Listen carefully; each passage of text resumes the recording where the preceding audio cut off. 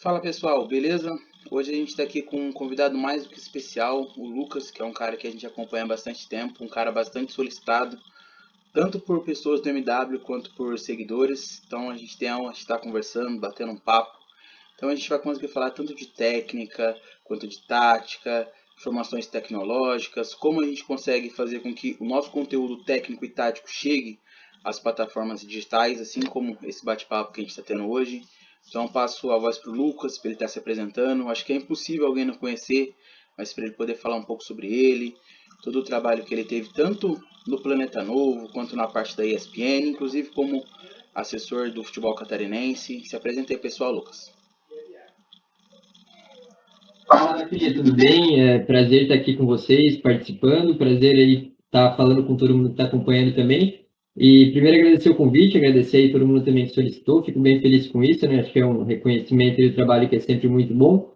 E, cara, é isso que você falou praticamente, assim, né? Faço essas coisas, várias coisas simultâneas, né? Agora, eu ali na federação, eu tive como assessor da Federação Catarinense em 2020. Aí esse ano eu saí para focar totalmente ali no Planeta Novo. Eu já tinha participado algumas vezes, mas era participação mais pontual. Daí agora eu estou ali 100% mesmo, e daí tem as coisas de esporte, né? Consegui fazer aquela participação na ESPN na semana passada, na estreia do Campeonato Inglês, no jogo do Manchester United. Estou sempre acompanhando, sempre produzindo. Tive o blog no ESPN FC entre 2015 e 2019, que foi muito gratificante, assim, algo que conseguiu elevar bastante a minha audiência e tal, então ali foi uma parte muito importante da carreira. E é isso, né? Fora isso, eu estou fazendo várias coisas sempre, em áudio, em texto, em vídeo, enfim, tudo que surgir, tudo que eu gosto de fazer também, falar de futebol, eu estou fazendo porque é o que tá aqui no coração mesmo. É muito bacana a gente ver sua história, porque ela vai meio que sincronizando com muitas histórias de pessoas que contam pra gente que foram não que atirando para todo lado, mas foram tentando se qualificar em várias áreas para que dentro disso conseguisse ter uma evolução. Então, dentro disso, a minha primeira pergunta é em relação a essa visão técnica e tática, que vem crescendo bastante. Lembro que lá em 2015, 16, quando a gente começou a produzir algumas coisas, era muito inicial. Muitas pessoas perguntavam coisas básicas pra gente. Como que foi esse seu início para poder pesquisar? Onde que você aprendeu? Onde que você procurou esse conhecimento? Citar algum curso, alguma empresa que te ajudou no começo? Cara, então, foi acho que uma soma de fatores, assim, eu comecei a me interessar mais por essa parte de analisar mesmo ali por 2014, eu diria, 2013, 14, mais ou menos nessa época, acho que é o que todo mundo quase, assim, aqui no Brasil, né, começou por ali. Então, o meu início foi aquele início que eu acho que também muita gente começa, que é com times do Guardiola. Eu acho que essa é uma coisa até meio clichê, mas que parece que para você entender tática ali naquela época era o cara, né? Ainda é um cara referência, mas era assim, pô, quem que tem mais conteúdo aí para entregar em termos de futebol, de inteligência, de análise, de entrevistas dele também, tudo que ele entregava era muito rico, né, em informação. Então, acho que foi o primeiro cara que eu realmente estudei minuciosamente, assim, textos, jogos, eu era muito fã do time dele lá no Barcelona e tal, depois no Bayern também acompanhei bastante, agora no City ainda mais por conta de ser o campeonato que eu acompanho mais, e foi um cara que realmente me fez pegar uma base legal de entender, não exatamente, isso é o melhor e isso é o pior, mas de entender, assim, como analisar uma partida de futebol e o que eu enxergar. Até é uma coisa que eu tenho um pouco hoje, assim, que talvez muita gente que se acostumou, aprendeu a ver o futebol com os times dele, por exemplo, às vezes eu sinto que cria uma imagem muito fechada de esse é o jeito certo de jogar futebol e é isso. Eu sempre tentei, não, eu tentei pegar cada time, cada treinador e filtrar. Tem várias formas de jogar, tem várias formas de adaptar uma formação, de treinar um jogador, de criar uma estratégia. Então, eu nunca fui aquela pessoa assim muito rígida. Não, eu sou guardiolista e é isso que deu. Eu sempre fui muito de pegar vários times e tentar destrinchar assim para realmente entender. Li bastante, eu sempre gostei muito de ler, né, desde a infância, então isso foi essencial, assim, tipo, ler análises. Eu gostava, hoje em dia, sinto que já tem bastante conteúdo em português, que é de muita qualidade, mas naquela época não tinha tanto, né? Então eu buscava bastante coisa de fora, principalmente lá da Inglaterra, eu gostava de ler bastante. Sites italianos também eram bons, alemães, porque a Alemanha teve uma época ali que, em termos táticos, foi muito referência. Hoje ainda tem bastante coisa, mas eu acho que teve época até melhor. Espanha também, Espanha tem um conteúdo muito bom, e Portugal, né? Portugal é outro polo, né, desse sentido de análise tática, tanto é que a gente vê vários treinadores portugueses despontando no futebol europeu. Então, eu sempre fui pegando as referências, lendo muito, lendo tudo que eu podia, era análise de jogo, análise de treinador, de jogador, e criando minha própria convicção, né? Isso que eu sempre puxei muito assim para o meu lado, eu acho que faz uma diferença também, que não é você só ler, achar que aquilo ali deu. Eu sempre quis ler, entender, parar, pensar, não, é isso mesmo, isso não, isso. E daí o que é o fundamental mesmo é ver os jogos, né? Não tem nada como assistir os jogos. Então eu sempre fui um cara que assistiu muito jogo e isso é inigualável. Não tem nenhuma leitura que vai substituir você assistir e realmente saber o que está vendo, o que está acontecendo e daí tirando suas próprias conclusões, né? Então ali eu comecei realmente a me interessar por esse lado e daí ao longo dos anos eu acho que eu fui filtrando bastante o que realmente ia agregar, eu acho. No começo é meio que você quer tudo, né? Quer saber tudo, parece que quer saber de tudo mesmo, mas eu fui filtrando mais para realmente ter mais qualidade, talvez, assim, no que eu vou falar, no que eu vou apresentar para as pessoas e tal. Então, acho que foi um processo, assim, gradual até aqui. E eu acho que essa etapa que você falou coincide bastante com muitas coisas. Tanto a visão de não achar que tudo é certo ou tudo errado. Lembro que acontecia bastante daqueles confrontos do Mourinho e Guardiola. E a gente pensava assim, poxa, o Guardiola tem uma visão que é muito próxima do que eu quero. Então vai dar certo. Ele tem um mecanismo, ele tem um jogador que flutua de um lado para o outro. E a gente viu o Mourinho trazer uma escola totalmente diferente, uma proposta totalmente diferente que também dava certo. Então acho que foi tendo essa vivência para fazer com que as pessoas entendessem que existiam filosofias diferentes, existiam modelos diferentes. E dentro disso que você estou sobre escolas, sobre a leitura, sobre a parte mais literária, eu sempre tentei gostar mais do que era mais fácil. Como eu não tinha tanto acesso à leitura em outros idiomas, eu sempre tentei ler mais sobre Portugal, onde tinha um idioma mais fácil, nosso próprio idioma. Algumas palavras a gente não entendia, quando a gente vê o Abel e o Jesus falando algumas palavras como equipa, coisas do tipo, a gente ia fazendo uma tradução um pouco mais literal, porque algumas palavras não tinham uma tradução tão fácil. Mas sempre foi uma escola que eu gostei bastante e quando começou a chegar no Brasil, tanto com o Gesualdo também, que eu incluo, que não fez um trabalho tão vitorioso, mas foi um trabalho muito bacana, que ele construiu um início do Santos, que o Cuca conseguiu ter uma sequência muito bacana, o próprio o Antônio Oliveira no Atlético também fez parte desse processo. Então são escolas, são processos que vão sendo desenvolvidos e dentro disso o principal objetivo que eu acho que a pessoa tem que ter quando ela começa a analisar é isso mesmo que você falou, ter lugares para ela ter como referência e ter um entendimento de que não existe o certo e não existe o errado. Existe o que você se propõe a fazer, que se você tentar fazer da melhor maneira possível, pode até não dar certo e até pode dar Eu errado. acho que constância também é muito importante, é fazer sempre, assim, essa leitura, acompanhar, assistir. Eu acho que esse é uma coisa que eu não falei, mas que é fundamental, assim, eu colocaria num top 3 ali de pontos importantes, porque se você vê só às vezes, lê só às vezes, acompanha bem de vez em quando, não vai entrar na cabeça. Como qualquer outra coisa, né? Tudo que você quiser aprender, uma língua, qualquer outra coisa, tem que ser algo contínuo, né? Porque tem que acostumar o cérebro. Então eu sempre fui de todos os dias mesmo, assim, ler, nem que seja, é óbvio, tem dia que eu vou conseguir fazer algo maior, né? Acompanhar algo mais amplo, mas nunca deixar de alimentar a minha mente, assim, com essas coisas, né? Tipo, tenho ali pessoas que eu gosto de acompanhar também que entendem de futebol, sempre gostei de ver da visão deles, e todos os dias eu tô ali lendo, lendo, lendo, lendo, porque eu sei que isso vai acostumando, né, o cérebro. Então chega um momento que você já está bem mais habituado com tudo. Sim, em relação a os métodos sensoriais, por exemplo, tem pessoa que consegue aprender muito mais escrevendo, tem pessoa que consegue aprender muito mais assistindo. Eu acho que a gente tem que se ousar também, procurar mecanismos, aplicativos, coisas do tipo. Dentro disso, você poderia citar pra gente não alguma coisa que você faz que você acredita que está tudo certo, mas para você é o mais fácil você aprender. Por exemplo, você quer identificar uma equipe que você não conheça, você nunca viu jogar. Talvez você conheça um ou outro jogador por ter atuado em outra equipe, mas você precisa analisar basicamente essa equipe tática para você criar um relatório ou criar um texto.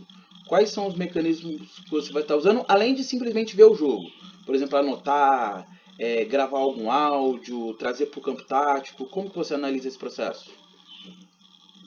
Cara, eu gosto, então, claro, tem um jogo que é o essencial, né? Você tá ali, por exemplo, assistindo um jogo na frente. Eu, nesse momento, eu geralmente anoto, gosto de anotar pontos que vão surgindo mesmo, né? Assim, às vezes é aquela coisa básica mesmo, primeiro de formação, que formação tá jogando, qual a estratégia na saída de bola, se é um time que tenta sair mais com passes curtos ou já busca um jogo mais vertical desde goleiro, se a pressão lá, quando o adversário está fazendo saída de bola, é alta ou é média, ou nem pressiona, fica no próprio campo. Esse tipo de coisa mais clara eu prefiro no começo já, né, para definir, aí você já tem uma noção. E aí depois, aí observando as relações dentro de campo, como o meio-campo se porta, como a dupla de laterais se porta, se um sobe e o outro fica, se os dois estão lá na frente. Uma coisa que eu sempre presto bastante atenção é se os jogadores, quantos jogadores entram na área, se é um time que gosta de povoar bastante a área, ou se vai um ou dois e o resto está mais focado na contenção. Esse tipo de coisa no sentido tático, e no sentido mais tecnológico e tal, de recursos. Eu gosto bastante de ler alguma coisa para complementar, alguém que já escreveu sobre o time, alguma análise, alguma coisa para ver, né, o que realmente outras pessoas que talvez tenham assistido mais do que eu estão falando sobre esse time, algum ponto que às vezes eu deixei passar na minha concepção. E também gosto de alguns sites de estatística, esse tipo de coisa, para complementar a visão. Não gosto de pegar para definir, assim, sabe? Por exemplo, tem o WhoScored, tem o SofaScore, agora que é muito famoso. Esse tipo de site para realmente complementar, né? Às vezes você enxerga ali uma coisa, esse jogador aqui do time é o que mais dá passes, e é um número muito mais alto do que os outros. Então quer dizer que ele é o coração do time com a posse de bola. Esse cara aqui é o cara que tem mais faltas cometidas, então ele é um cara mais agressivo, é bom ficar de olho nisso. Finalização, esse tipo de coisa, eu acho que quanto mais você olha esses dados, você pega uma média na tua cabeça, assim, do que é muito, o que é pouco, o que cada coisa significa. Então, igual eu falei, não gosto de pegar só os dados e criar uma análise, mas complementar mesmo, né? Assim, às vezes você descobre alguma coisa diferente ou complementa uma análise. Eu gosto basicamente desse tipo de coisa, assim, não é tanta coisa, mas eu acho que é um modo legal de entender, assim, um time, um jogador.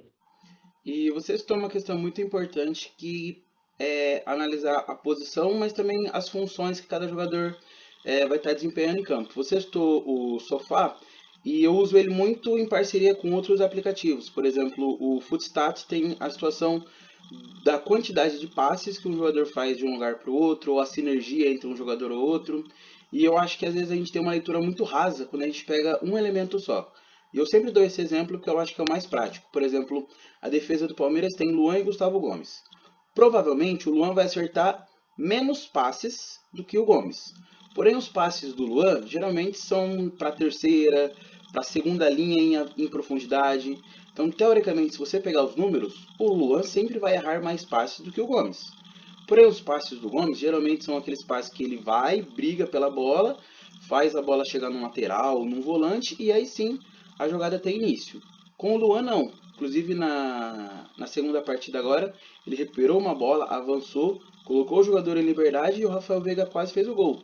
Então, essa leitura que eu acho importante a gente tentar fazer para analisar tanto a posição quanto a função que está executando e quais são os desafios que um jogador faz e o outro não faz. Porque eu lembro quando eu comecei, eu vi uma situação que era muito clara na minha cabeça, que era o ataque está marcando errado. Porque quando tem um jogador, eles correm igual maluco para roubar. E dois, eles estão deixando livre. Então tá errada, a marcação tá errada. Conforme eu fui jogando mais, conforme eu fui assistindo mais, conforme eu fui tentando estudar, eu fui percebendo que eles estão marcando aquele jogador forte porque o passe dele é qualificado. Aquele outro jogador não tem um passe tão qualificado. Ou simplesmente eles estão deixando ele livre porque eles recuaram os laterais para poder evitar um lançamento, para poder evitar uma transição, um jogo em profundidade num contra um. Então essa leitura a gente vai fazendo. E dentro dessa leitura de entender não só a sua equipe, mas também entender a equipe adversária estar jogando para anular ou criar uma oposição dentro disso. Você poderia citar algum processo que você também teve dificuldade no começo e depois quando você entendeu, você falou, nossa, era tão óbvio que eu não entendi no começo e eu não consigo explicar.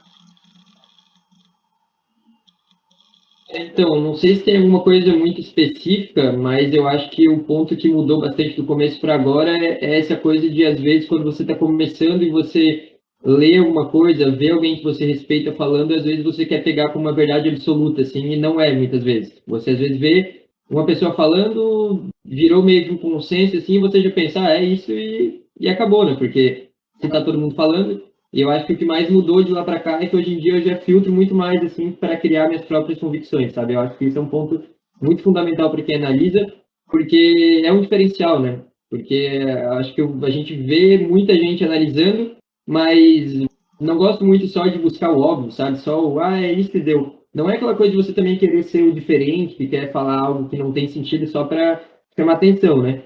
Mas eu gosto realmente de, se tá todo mundo falando isso, eu penso, será que é realmente ou é realmente isso? Às vezes a pessoa pode ver lá, se todo mundo está confirmando, não vou nem ir atrás de entender. Mas eu tento realmente pensar mais, assim, ir a fundo, analisar, tentar achar alguma coisa que ninguém está falando. Às vezes é um jogador que está todo mundo elogiando. Pô, esse cara está perfeito, temporada é sensacional. Às vezes eu tento ir mais a fundo e pensar, mas ele está bem nesses aspectos, mas aqui está pecando, e às vezes o time sente falta disso, às vezes a temporada anterior dele foi melhor, às vezes não está se entendendo bem com algum jogador em campo. Então, acho que esse é o ponto que mais mudou do começo para agora, que no começo eu acho que todo mundo é mais, assim, de pressa, de criar uma conclusão, assim, né? Ver um jogador jogando minimamente bem ou de uma forma que você gosta e já parece que está perfeito, que esse cara é um craque e tal. Então, hoje em dia, eu tento ser mais rígido, digamos assim, mas é um rígido que não é de ficar criticando. Eu nunca fui de criticar jogador, esse tipo de coisa. Mas realmente de não tentar falar muito a mais do que realmente aconteceu, sabe? Tentar ir com calma, assim. Porque eu não gosto quando, no começo, por exemplo, já fiz isso de pegar meio que a análise e tratar como uma verdade absoluta. É isso que eu falei. Eu acho que no começo a gente tem essa pressa, assim, de mostrar que está entendendo, e eu já fiz muito isso também em texto, coisas que eu falava, que hoje em dia eu tenho certeza que eu faria diferente. E coisa que eu vou ler, às vezes, um texto que eu fiz em 2015, na época eu achei muito bom, eu percebo lá e falo, putz, hoje eu não concordaria com o que eu falei aqui. Porque ali, provavelmente eu vi uma coisa, estava ali na emoção, é isso, é isso, é isso. O treinador tem que fazer isso. E às vezes não é, né? A gente tem nossa convicção, mas não existe essa verdade absoluta, assim, a não ser algo muito óbvio mesmo. Na maioria das vezes não vai ter uma verdade absoluta. Então, eu acho que esse é o ponto que mais mudou, realmente, que eu tinha uma dificuldade, às vezes, de filtrar. E agora eu acho que tem mais facilidade.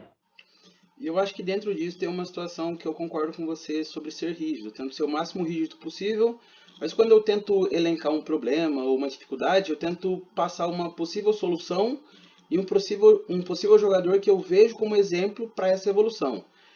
Eu vejo muitas pessoas citando a questão do Patrick de Paula. Eu cito bastante exemplo do Palmeiras, porque no MW é a equipe que eu acompanho mais, então eu acho mais fácil dar um exemplo. Eu sempre falo que ele é o jogador mais decisivo dentre os meninos da base, porém ele é o jogador que mais oscila. Então ele provavelmente ele vai ter uma partida que seja nota 10 e depois ele vai ter uma partida que seja nota 3. Diferente do Danilo, que vai se manter no 6, 7, talvez um 5, talvez um 8, mas é mais próximo esse processo de não oscilar, ele é mais regular. E eu vejo muitas pessoas fazendo análise muito fria em relação a isso, com base no que você falou na primeira palavra sobre a relação do Guardiola. De entender que o meu mecanismo de jogo é esse, então eu preciso desse jogador. E dentro dessa visão eu vejo muitas pessoas falando assim: poxa, mas o Chelsea pecava por uma situação de não ter um centroavante e agora tem um centroavante. Porém, a gente precisa analisar o número. Se a gente for parar para pensar, o Timo Werner não foi um atacante que deixou a desejar em relação a não ter marcado gols. Ele marcou gols. Só que ele ficou muito refém de ter perdido alguns gols. E se a gente for parar para pensar, o Lukaku também é um jogador que também peca em alguns momentos. Ele também erra gol. Ele também finaliza mal em alguns momentos. Ele também tem uma questão de, não uma evolução, mas uma questão de a gente pode analisar ele de maneira como um atacante muito forte, muito físico, goleador. Porém, durante a sua carreira ele não teve um auge tão grande quanto ele teve na Inter. Então é possível a gente chegar e falar assim, poxa, o Lukaku ele vai precisar de um tempo para ele se adaptar, porque ele está retornando a uma equipe que joga totalmente diferente ao futebol que ele fez na Inter, e possivelmente ele vai ter uma partida ou outra que ele vai errar um gol, ele não vai participar tão bem, e isso não vai fazer com que ele seja pior do que o Werner, e isso não vai fazer com que o Werner tenha que roubar a vaga dele novamente. Então é um processo de entendimento. E dentro disso, como que você vê essa questão de grandes reforços que vão chegando nas equipes e por algum momento não conseguem render e depois dá certo, ou alguns jogadores que simplesmente nunca vão dar certo porque eles estão jogando fora de posição, ou simplesmente o técnico não tem interesse naquela função dentro do modelo de jogo. Como que você enxerga essas grandes transações? Eu acho muito legal essa questão, assim, tipo, muito bom mesmo ter trazido isso, porque é muito importante hoje em dia, na verdade sempre foi, né? Mas eu, por exemplo, no começo também era uma pessoa mais de ver uma transferência, acho que todo mundo é meio assim, até quando mais novo, ver uma janela de transferências legal, os jogadores interessantes serem contratados, você já pensa, é isso, é um timaço que foi montado, agora o time vai voar, mas uma contratação dar certo já é um processo que às vezes é difícil. Então imagina às vezes quatro, cinco. Às vezes a gente vê janelas. É claro, por exemplo, uma do PSG agora é um nível um pouco acima, um pouco não, muito acima do normal, então acho que foge um pouco, mas a maioria não é uma coisa tão óbvia assim, que o jogador vai chegar, vai render e é isso, ou que às vezes tem um reforço, time contrata, o treinador não coloca para jogar no começo, ou coloca de vez em quando, começa no banco e o torcedor começa a reclamar, pô, mas esse cara é muito melhor que esse, contratou para quê? Mas tudo tem a ver com o encaixe, com a função, com ele se adaptar à cultura, às vezes, de um novo país, ao vestiário, a conhecer os companheiros. A gente vê, por exemplo, na Inglaterra, tem o exemplo do Liverpool. O Klopp é um cara que não apressa o que ele faz com as contratações. A gente pega o Fabinho, por exemplo, que ficou meses praticamente encostado. Às vezes ele não era nem relacionado ao time e muita gente ia pensar, pô, aqui no Brasil principalmente, iam criticar, iam cair em cima, iam falar por que contratou o cara? É uma contratação inútil, né? Se não está jogando, nem relacionado. Mas aí deu para ver que ele teve uma dificuldade um pouco maior de adaptação, então o Klopp trabalhou mais específico isso, e quando viu que ele já estava em condições de jogar no ritmo da Premier League, colocou. E daí ele se tornou simplesmente um dos melhores volantes do mundo, tanto na Premier League como na Champions League, né? Sendo campeão, sendo um grande jogador, jogador de seleção brasileira também. Então, acho que é muito importante a gente ter essa noção e não tratar como se fosse um videogame, né? Um FIFA, um Football Manager, que às vezes a gente acha que é só contratar, coloca a pecinha ali e vai render. Um exemplo agora, por exemplo, é o do Grealish, no Manchester City, que é um cara que eu sou muito fã, gosto muito desde o começo da carreira, sempre gostei muito de falar inglês, né? Então eu acompanhava ele desde o começo lá na Aston Villa, ali por 2013, 14, eu acho. E sempre fui muito fã dele, é um cara que eu gostaria no meu time, com certeza. E só que eu acho que as pessoas confundem esse gostar com uma visão que vai ser tudo perfeito ou que não tem chance do cara dar errado. Por isso que eu falei, às vezes a pessoa vê uma análise ali, o Grealish é isso, então é isso, acabou. Eu tento sempre pensar esse outro lado, mas tem isso aqui que talvez não dê muito certo. Daí até quando eu fui fazer minha análise eu falei, é um cara excelente, qualidade técnica, confiança, melhorou no sentido físico também, um cara que está realmente voando, mas que tem um aspecto de contexto que pode ser que não encaixe, porque o Grealish, na carreira inteira, principalmente nesse time do Aston Villa temporada passada, era um cara que tinha total liberdade. Ele dominava a bola e fazia o que queria. Aparecia na esquerda, na direita, no meio, voltava a buscar jogo, ia lá na frente finalizar. Então ele era o cara do time. Ele sempre foi a vida inteira acostumado a isso, a referência. No Manchester City, ainda mais com tantos jogadores qualificados e ainda mais considerando que é um sistema do Guardiola, que ele foca mais no sistema brilhar e não no jogador tomar conta, pode rolar ali um atrito, né? Pelo menos no início. Pode ser um jogador que talvez tenha que se adaptar, tenha que acostumar, às vezes, não aparecer em todas as partes do campo, a não ser que o Guardiola resolva dar essa liberdade para ele, mas o Guardiola só deu essa liberdade para o Messi, eu acho, na carreira inteira, de flutuar totalmente.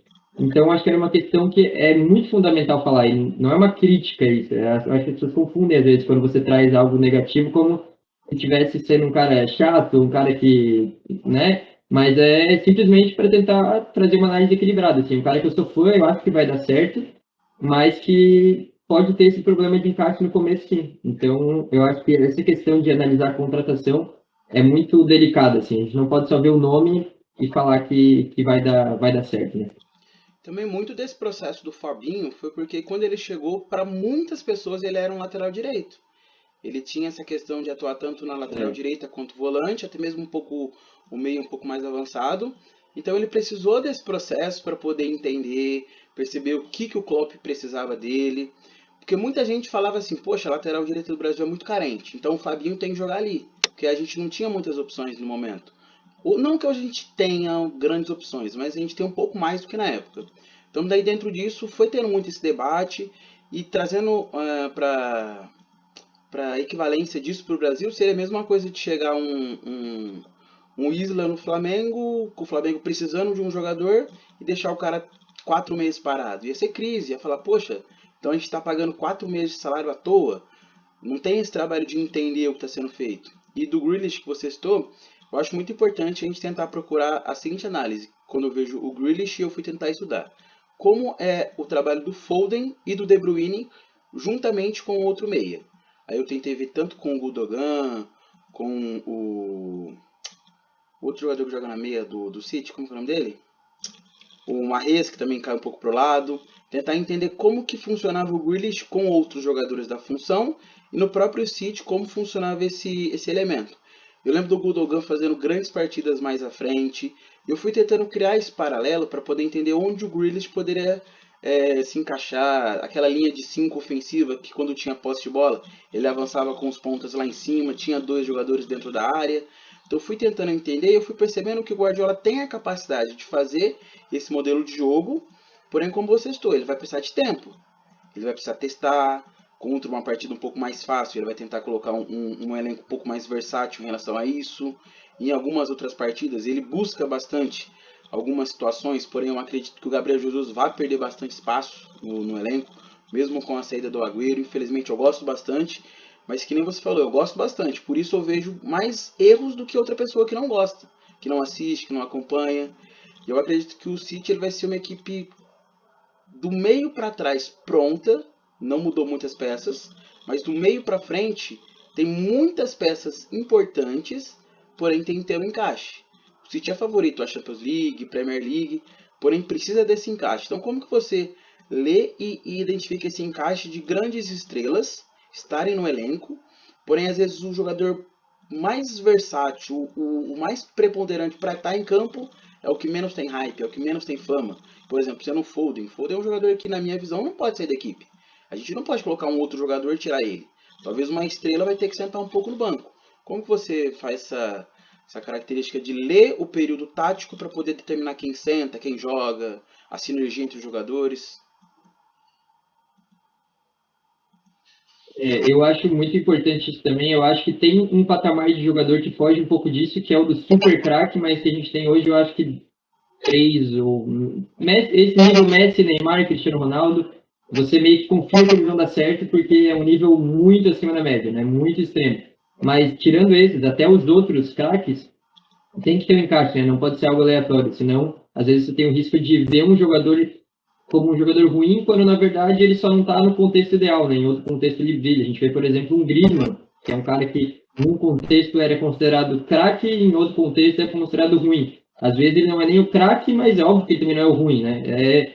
Depende muito do perfil do jogador e onde ele está inserido. Então esse City eu acho fundamental falar disso também, porque o Guardiola ele é um cara que tem essa visão um pouco mais ofensiva de posse de bola, de atacar, de tentar fazer muito gol e tal, isso é algo que é do sangue dele praticamente, mas também eu percebo que esse Manchester City dele atingiu a versão mais competitiva quando ele começou a segurar um pouco não é segurar o ímpeto ofensivo, mas às vezes dar uma força um pouco maior ali para contenção, por exemplo, o Gundogan. O Gundogan é um cara que entrou e rendeu muito bem indo à frente, fazendo gols, um cara que foi decisivo em muitos momentos, mas ao mesmo tempo ele representava um meio-campo nato ao lado do Fernandinho ou do Rodri, que ajudava o time a marcar quando perdia a bola, era um cara que estava acostumado realmente a ser um meio-campista.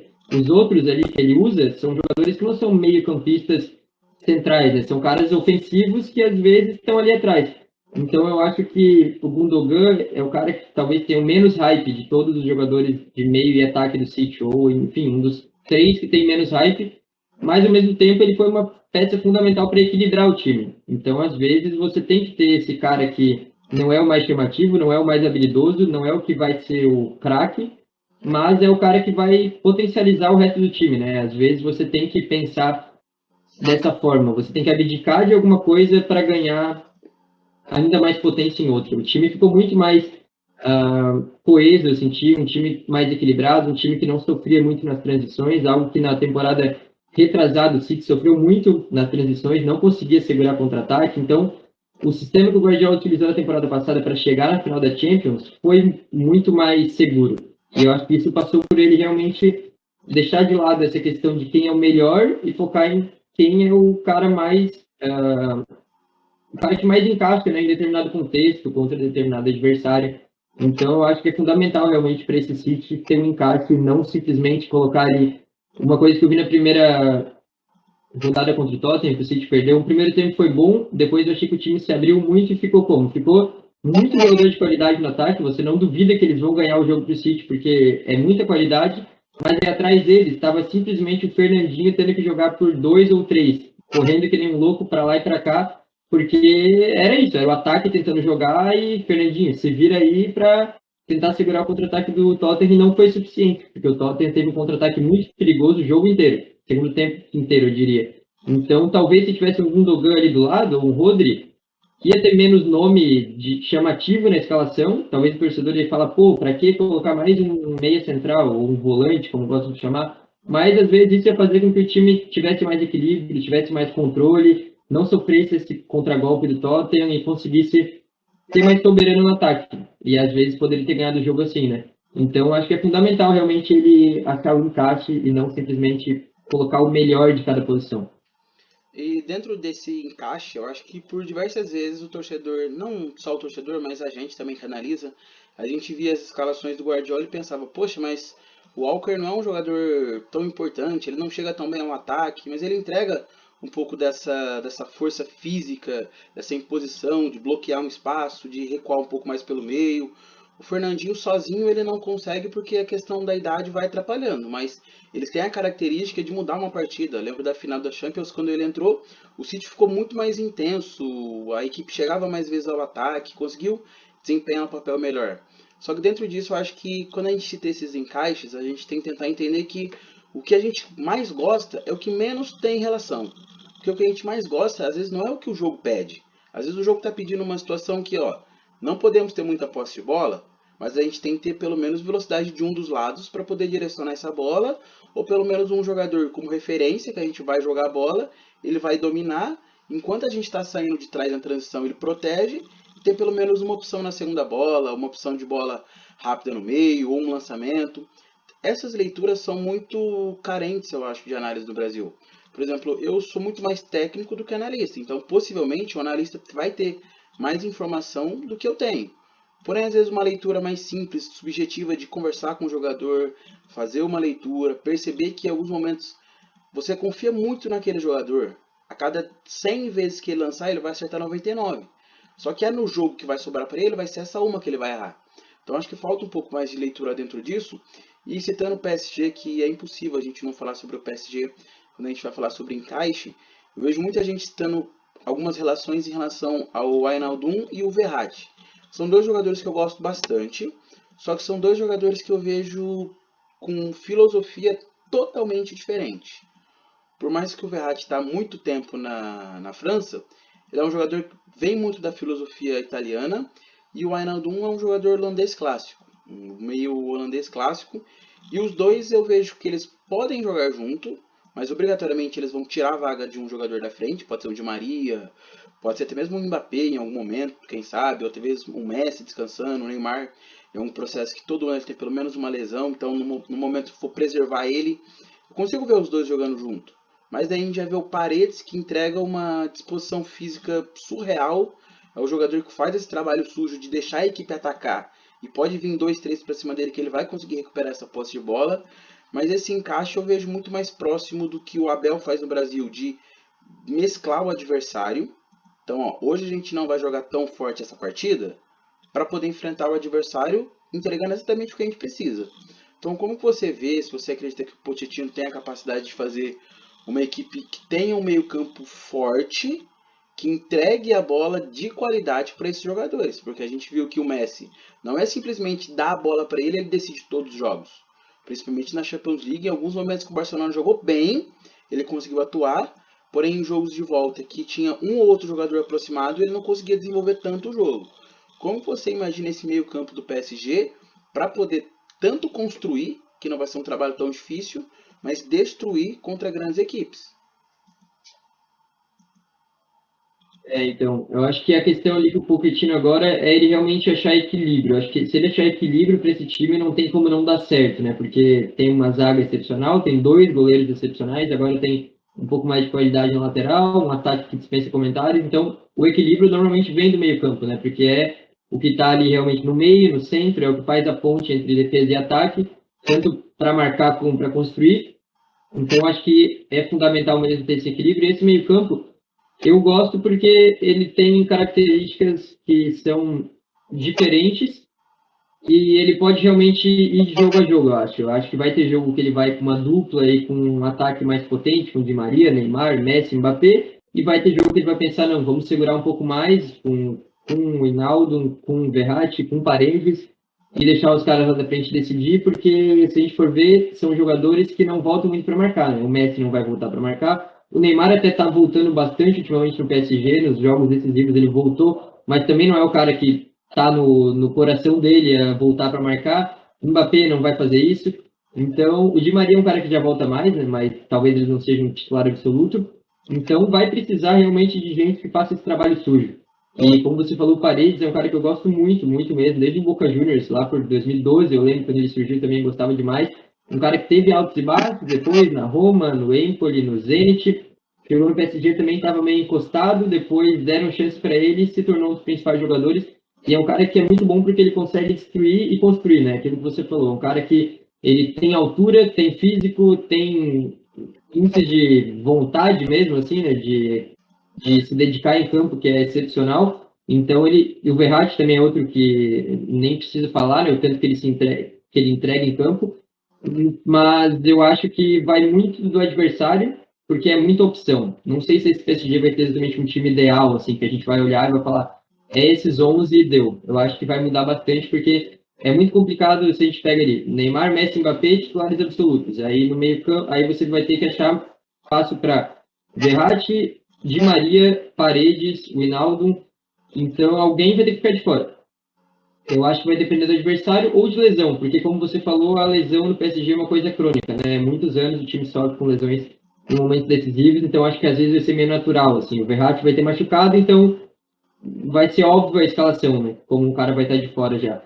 Mas esse meio-campo eu estou muito ansioso para ver. A gente não conseguiu ver esse encaixe completo, né? Os jogadores ainda voltaram de férias mais tarde e tal, ainda não está jogando o time completo.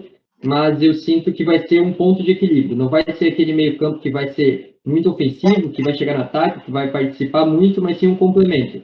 Eles vão realmente tentar ficar mais na contenção para deixar esses caras de ataque sem muita carga defensiva e aí decidir o jogo com mais tranquilidade, né? Porque eles vão saber, eu posso fazer o que eu quiser aqui, porque atrás de mim tem Verratti, Paredes, Wijnaldum, e são caras que conseguem dar uma aplicação defensiva grande. Então, eu acho que vai funcionar mais como um ponto de equilíbrio do que como uma coisa excepcional de assistir, uma coisa muito chamativa, digamos assim. E do PSG tem dois jogadores que eu tenho bastante curiosidade para saber como que vai ser a temporada deles, que é o Bernat e o Icardi. O Bernat porque eu vejo que, quando eu olho a escalação inicial, eu vejo o Bernat não como um intruso. Não que eu ache ele ruim, mas eu acho que ele não é o típico jogador que, se a gente colocar um extra classe sobre ele, ele vai conseguir dominar uma partida. E querendo ou não, o Sérgio Ramos ele vem muito bem, só que ele já tem uma idade.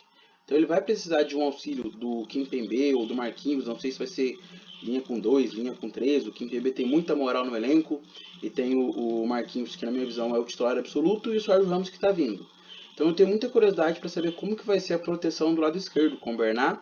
O Hakimi vem muito bem, veio da Inter, campeão e tudo mais, entrega uma função tática mais completa na minha visão, mas eu tenho muita curiosidade de saber como que o Bernat vai atuar do lado esquerdo como titular e nas partidas que o Icardi for atuar, né? As partidas que precisar de um centroavante, precisar de um jogador mais fixo dentro da área, não que o Icardi não se movimente, mas em relação a Mbappé centralizado, Neymar centralizado, Messi centralizado, o Icardi é um jogador que tem mais característica de área.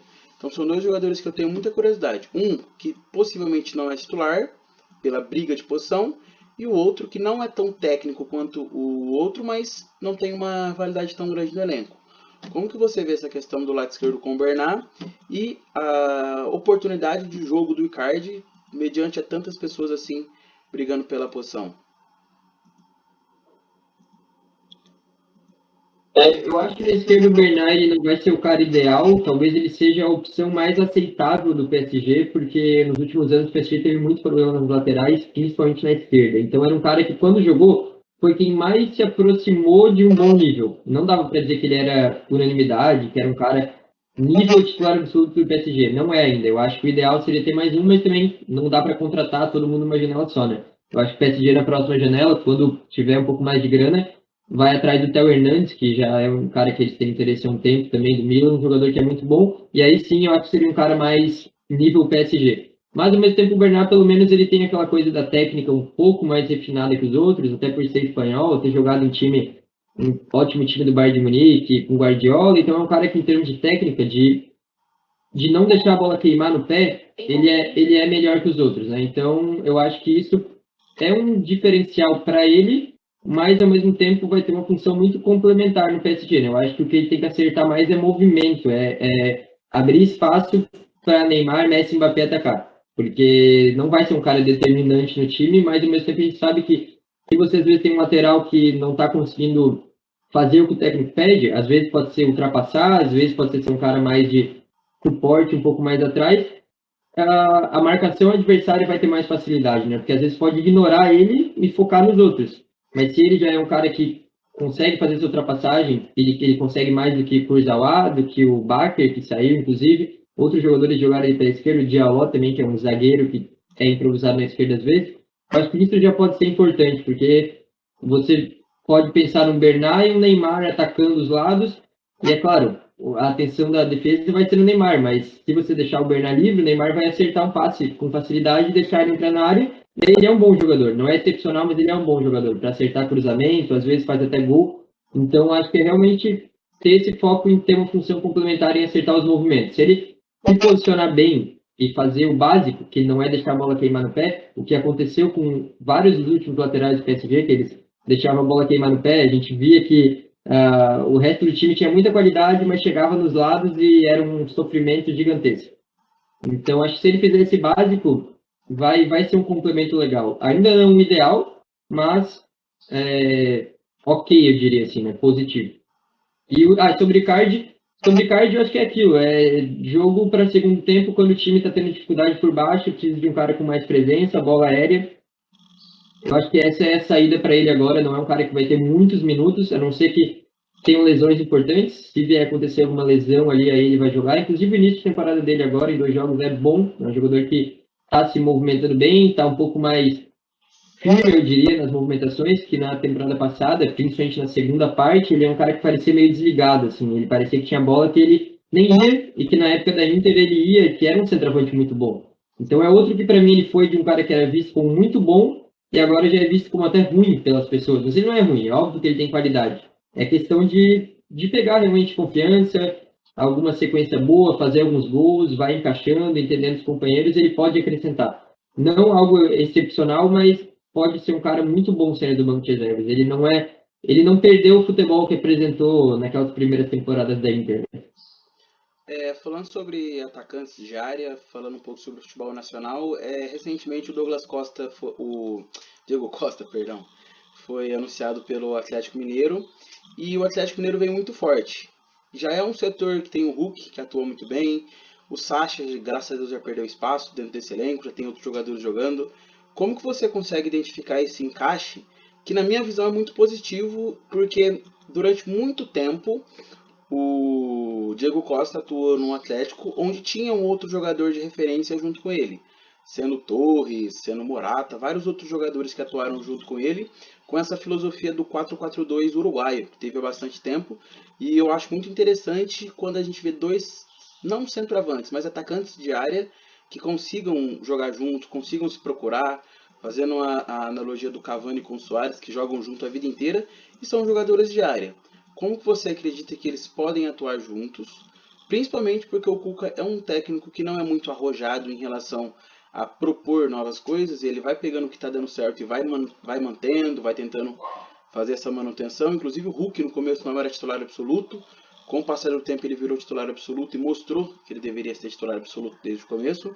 Como que você analisa o encaixe, ainda mais pensando que os jogadores de lado e meio campo vêm atuando bem? Você acredita que é possível jogar com os dois em alguns momentos do Brasil por conta do nível técnico ser muito avantajado em relação aos rivais? Ou você acredita que é um momento certo do Diego Costa chegar, ter pelo menos 2 ou 3 meses de aclimatação, tá entendendo o processo de jogo. O próprio Hulk, que também tem um histórico de lesão, trabalhar um processo que jogue uns dois em alguns momentos, descanse um jogador. Como que você vê essa questão da dupla de ataque do Galo? Eu acho que pode ter uma parte de adaptação, sim, como a gente falou, toda contratação a gente tem que ter, né, essa cautela para falar, não pode falar com 100% que vai dar certo, mas eu acho que tem ótimas chances de dar certo, porque é um jogador, não é simplesmente um jogador que era bom na Europa, ele era, por um bom tempo, muito bom na Europa, era um cara que em Premier League foi campeão, foi artilheiro, no Atlético de Madrid um cara que também teve momentos sensacionais, então é um cara que realmente ele é acima da média, né? Não é apenas um bom jogador. Então eu acho que no cenário de futebol brasileiro, futebol sul-americano, esse tipo de jogador dificilmente vai ter alguma complicação muito grande, né? Porque a gente sabe que aqui o ritmo é mais lento, que aqui a qualidade individual também é mais baixa comparada à Europa. Então, acho que nesse sentido ele não vai ter muita dificuldade e daí o encaixe é importante. E eu acho que é interessante que ali no Galo tem vários jogadores que conseguem fazer esse papel de tanto jogar um pouco mais para a ponta ou também entrar na área. A gente pega um Hulk, ele pode ser um ponta, mas ele pode ser o centroavante, como vem sendo em muitos jogos também. O Savarino é um cara que tem uma movimentação muito boa também. Se você coloca ele na ponta, ele vai entregar. Se você pede para ele entrar mais na área, ele também rende muito bem. O Vargas sempre foi um cara assim, né? Um cara que não era exatamente um centroavante, mas também não era um ponta. Ele é um segundo atacante, um cara que se movimenta bem na área. Keno também é outro cara que entra bem na área. Então eu acho que é um time que tem jogadores que complementam o Diego Costa. Ou eles vão ajudar o Diego Costa na área mesmo, que é um cara que não tem muita velocidade, mobilidade, ou eles vão simplesmente se aproveitar do que o Diego Costa vai atrair de marcação, né? Porque ele é um cara que tem uma presença muito grande, uma qualidade muito grande, então você bota ali ele, Hulk, próximos da área, vai ser muito difícil para a marcação realmente focar em alguém ou fazer algo muito específico. Então, acho que vai sobrar espaço para Savarino, para Vargas, para Nath vindo de trás, laterais também, né? Guilherme Arana, Mariano, Guga. Então, acho que é uma contratação que vai ajudar diretamente, vai fazer gols, vai dar uma força por cima, que é muito importante também, né? É um jogo aéreo que o Galo às vezes não tem tanto com os atacantes, são jogadores mais baixos, né? Tem ali o Vargas, tem o Sacha, que às vezes entra. O Keno tem um bom cabeceio, mas também não é nenhuma referência.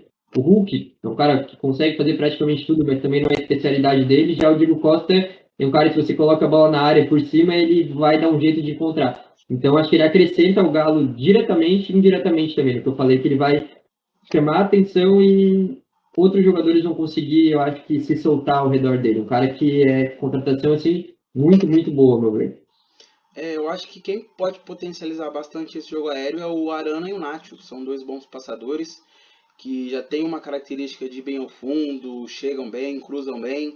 Inclusive na partida contra o Palmeiras, o lado esquerdo era muito forte, conseguia cruzar muito bem, conseguia encontrar os espaços, e eu acho que o Diego Costa vai conseguir se encaixar muito nisso, principalmente em algumas partidas mais físicas, por exemplo, contra um Flamengo da vida, numa reta final de competição. Seria bastante interessante você centralizar um jogador desse nível no meio da defesa flamenguista, que é muito forte, mas não enfrenta naturalmente jogadores com esse perfil. Então, tem que ser testado. Você tem que colocar um jogador desse nível lá para poder segurar um pouco mais a saída de bola com o Arão. Você traz um pouco mais o Diego ou algum outro jogador do meio-campo para poder ajudar um pouco nesse processo defensivo. Que eu sempre vejo meu pai dar alguns exemplos. Ele não é uma pessoa da tática, mas ele assiste muito jogo e ele sempre fala: se você tem três jogadores muito fortes na defesa, naturalmente você vai fazer com que sua defesa seja forte. Mas se você coloca três jogadores fortíssimos no ataque, você vai segurar pelo menos quatro, que vai ter uma marcação por zona ou individual, aí já mata três. Se eles optarem por cobertura, sobra um. Então, teoricamente, você vai ganhando superioridade no meio campo, nas laterais, você vai conseguindo ter mais posse de bola, vai conseguindo jogar. Então, dentro disso, eu acho que é uma contratação que auxilia bastante o Galo em jogos grandes. Em jogos pequenos, eu acredito que realmente o Galo já sobra em relação a algumas equipes. Naturalmente vai oscilar, porque tem Libertadores, tem algumas outras competições que vai ter um nível um pouco mais baixo de intensidade na pré-partida, mas dentro disso eu acho que é muito bacana a gente ver o futebol brasileiro ter jogadores desse nível, porque a gente citou o Icardi e o Diego Costa. Honestamente, se a gente não considerar a idade, mas o que cada um já entregou, eu não consigo afirmar para você que hoje eu prefiro o Icardi em relação ao Diego Costa. por mais que teve as lesões, tudo mais, é um jogador de idade mais avançada, a gente estava sendo do PSG galáctico e um Atlético Mineiro que não tem tantos títulos no momento atual, mas já está montando um super time. Então a gente consegue ter esse paralelo de que possivelmente um atacante reserva do PSG tem algumas características inferiores a um jogador que está atuando no Brasil.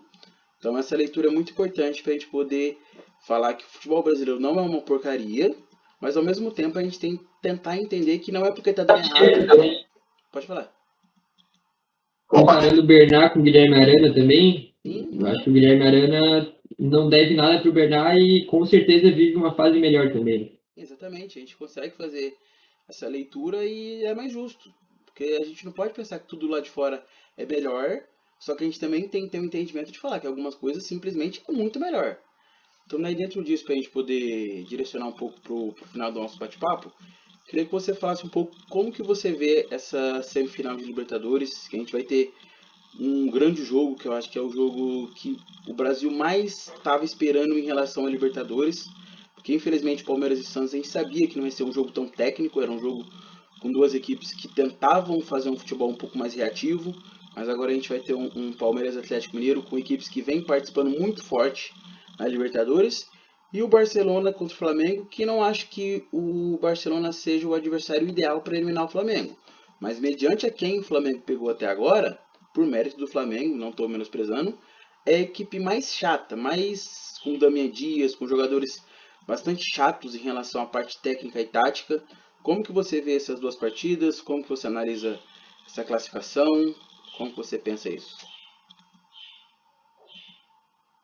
Eu acho que nesse lado do Flamengo realmente pode ter alguma surpresa, o time tem que cuidar, eu acho que não pode entrar talvez, é meio chato falar esses clichês, mas por exemplo, aquela coisa de salto alto, de já pensando na final, às vezes acontece, né? É um clichê, mas a gente sabe que às vezes acontece, então realmente tem que ter um nível de concentração muito alto, e se tiver esse nível de concentração alto, o Flamengo é um elenco muito acima da média, então tem tudo para passar, né? Eu acho difícil realmente, em 2 jogos, o Flamengo não fazer mais gols do que o Barcelona, então acho muito favorito para passar. E esse outro jogo eu realmente não vejo favorito. Acho que é um jogo que a gente vai poder apreciar muito. Dois excelentes times, excelentes elencos, que reservas desses times seriam titulares em praticamente todos os outros times do futebol brasileiro, tirando o Flamengo, né? Claro. Eu acho que Flamengo, Galo e Palmeiras estão no nível bem destacado do futebol brasileiro. Então a gente deve ter muita opção, né? Porque a gente vê, por exemplo, um Palmeiras que se muda a escalação, continua um alto nível. Às vezes está com Scarpa e Veiga, às vezes está sem o Scarpa. O Scarpa agora está uns jogos no banco de reserva, o time continua muito forte. O Rony estava um tempo fora, não sentiu falta, voltou, contribui. O Dudu ficou um tempo para voltar a pegar ritmo. O Palmeiras estava jogando muito bem, agora ele voltou. Continua jogando muito bem, está até melhor, porque o Dudu é um craque, né? Então, o Atlético Mineiro nem se fala, né? A gente já comentou ali das opções que eles têm, então é um jogo muito rico, né, de opções para os treinadores. É claro, não são dois dos treinadores mais ousados, digamos assim, né, aquilo que você falou, arrojados, de mudar muita coisa, mas quando eles quiserem fazer uma alteração, uma coisa do tipo, o nível vai continuar alto. Então, isso eu acho que a gente tem que apreciar bastante. E eu não sei, eu tenho um pouco mais de confiança no Palmeiras por conta da longevidade do trabalho, por conta de já ter os títulos, já ter uma Copa do Brasil com a Abel, já ter uma Libertadores. Eu acho que é um time que, na hora H, eu confio um pouco mais para decidir uma partida. Mas o elenco do Galo é melhor, então tem que ver o que vai pesar mais, né? Mas eu acho que é um jogo deve ser muito equilibrado, assim. Se fosse para dar um palpite, inclusive, eu acho que eu diria 2 empates, talvez. Eu acho que vai ser realmente decidido no detalhe. E esse detalhe, para mim, no momento, vai ser um poder de decisão do Palmeiras que eu acho um pouco maior no sentido de confiança e de ter realmente essa noção de jogo decisivo de Libertadores. É claro, o Atlético Mineiro está cheio de grandes jogadores. O Nath é um cara que já foi decisivo em Libertadores. O Vargas já foi decisivo com o Chile em Copa América várias vezes. O Hulk é um cara que aqui sobra muito. Mas eu ainda sinto que o Palmeiras é um time que me passa mais uma segurança de que no momento decisivo vai crescer. O Galo, eu acho que ainda vai estar para mostrar, né? Ainda está para realmente dar ter esse momento que vai provar assim, não, a gente chegou realmente para ficar. Que seria, claro, chegar numa final. Esse momento seria muito grande porque ia estar passando de um grande time, né, que é o Palmeiras, atual campeão, inclusive. Mas tem tudo para ser um jogo excepcional, né? Não tem muito o que duvidar do que essas duas equipes possam fazer. Eu não tenho nada que prova que eu vou falar porque é um feeling, mas eu sinto que o Gabriel Barbosa e o Dudu são dois jogadores que têm exatamente tudo o que um atacante ou um jogador de ataque precisa para poder resolver uma partida desse nível. Não que o Hulk não tenha, não que o Nacho não tenha, mas eu acho que são jogadores que crescem demais no momento final. Então, a quantidade de vezes que esses dois jogadores falharam em partidas finais é muito pequena. Eles são jogadores que crescem demais, têm identificação com a torcida, têm uma identificação com o elenco respeita, o elenco gosta. O Flamengo e o Palmeiras já eram fortíssimos, mesmo com o processo do Gabigol perdendo algumas partidas com seleção, o Pedro entrando. Então, mesmo assim, conseguiu alguns títulos. O Palmeiras, sem o Dudu, conseguiu alguns títulos.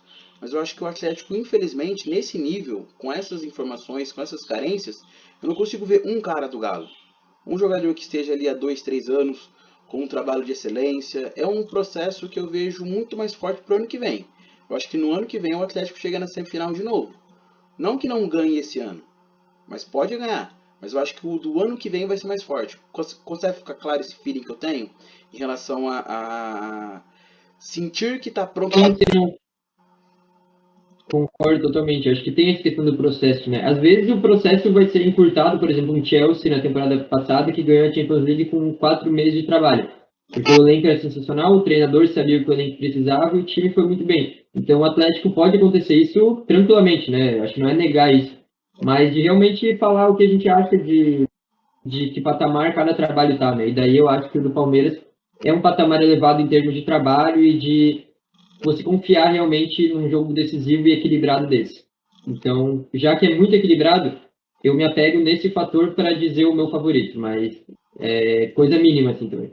E também acho muito importante também entender que o tempo de processo ser mais ou menos não dá garantia de ser melhor. Por exemplo, o Galhardo tem um processo há muito mais tempo, só que na minha visão já é um processo envelhecido. Então, o ciclo tem o início que você vai criando, você precisa aproveitar esse auge e depois que cai esse auge, se você não conseguir sustentar, você vai para o declínio. Então, por isso que eu acho que é a temporada que o Palmeiras está melhor de todas dos últimos anos.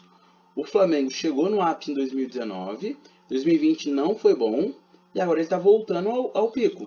Por isso que eu acho que o Atlético está criando uma casca, criando um processo para conseguir ganhar. O Palmeiras e o Flamengo bateu na trave várias vezes. O Atlético não vinha com um histórico recente de Libertadores tão grande. Então alguns jogadores estão participando da Libertadores pela primeira vez, disputando a segunda fase pela primeira vez. Então, por isso que o meu palpite, o meu feeling é em relação a ver um Flamengo e Palmeiras na final, mas acreditando que pode ser tranquilamente um Barcelona e Atlético se chegar no dia e o jogador não conseguir entregar, porque o Flamengo perdeu para o Inter estando 100%. Foi o Flamengo jogando, foi a proposta do Flamengo. O Flamengo realmente perdeu.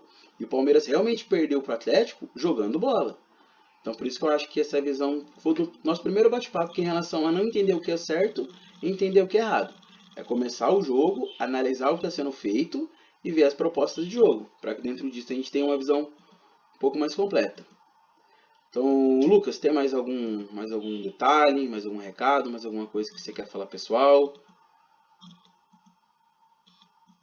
Alguma coisa específica, assim, acho que não. Acho que é mais agradecer mesmo pelo papo, pelo convite aí que fizeram, foi realmente muito gratificante, né? E sobre o nível da Libertadores, eu queria dizer que realmente eu acho que fazia muito tempo que não via 3 times desse nível, né, numa semifinal. Eu acho que Libertadores sempre teve um ou outro grande time, mas nunca teve 3. O futebol brasileiro, no geral, né? 3 equipes e elencos que você olha e respeita muito, né? Geralmente é um ou dois, e o resto é assim, mais ou menos, né? Pega às vezes um Grêmio, um Inter, um São Paulo, mas esses 3 é um nível que é acima do que a gente está acostumado a ver. Então, é um momento realmente para a gente apreciar, né? Para aproveitar esse momento que não é muito habitual no futebol brasileiro.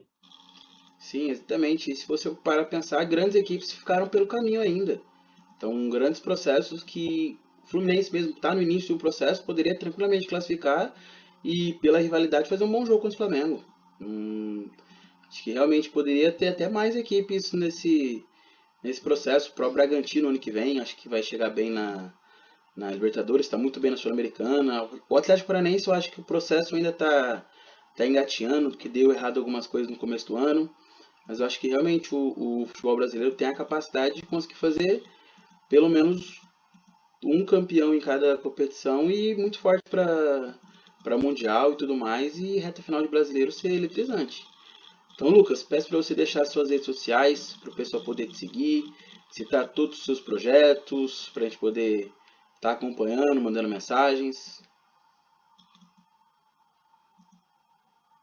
Cara, então, para me encontrar nas redes sociais é só pesquisar lá @filoslucas, tanto no Instagram como no Twitter, posto bastante coisa lá, principalmente sobre futebol inglês, Premier League, mas também acompanho bastante o Atlético Paranaense, especificamente o Manchester United, um time que eu cubro bastante há muitos anos, então isso ali é onde eu falo mais de futebol, tem o site que eu participo, tem o Futuri, que é o que eu mais escrevo atualmente, tem uma coluna semanal de futebol inglês, e tem o God Save the Game, que é um podcast também que eu participo sempre, o Ferg Time, que é um podcast da Red Army Brasil, que fala do Manchester United, então a gente faz, não tem uma frequência tão certa, mas a gente comenta bastante coisa lá também. E tem os projetos do Planeta Novo, né, que é um canal no YouTube que vai voltado ao esporte, mas é curiosidade, é história, enfim, geral. E tem bastante coisa interessante lá. Eu agora estou na parte dos roteiros, mas participo também de vez em quando dos vídeos. Quando é esporte, futebol, eu participo, né, que é mais a minha área.